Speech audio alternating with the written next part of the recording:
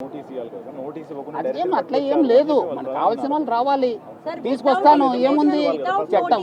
వాళ్ళ ఇంటి పైన వాళ్ళ వైఫ్లని ఇటు దేవి యాంకర్ ఇంటి పైన అట్లా దాడి చేయొచ్చు. దేవి వస్తానని చెప్పి, దేవి వచ్చి అని చెప్పి ఎక్కడ పగలు కొట్టాను చెప్పండి, చూపించండి చూపించండి చూపించండి. వస్తానని చెప్పి సెల్ స్విచ్ ఆఫ్ చేసుకుని వెళ్ళిపోతే ఎట్లా?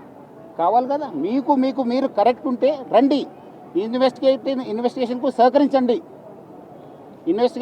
సహకరించండి. మీరు తప్పు చేయకపోతే ఎందుకండి భయము? ఎందుకు భయము? మహిళా ఆఫీసర్ని ఇట్లా అగౌరవపరుస్తారా? ఏం ఆధారం ఉంటుంది మీ దగ్గర?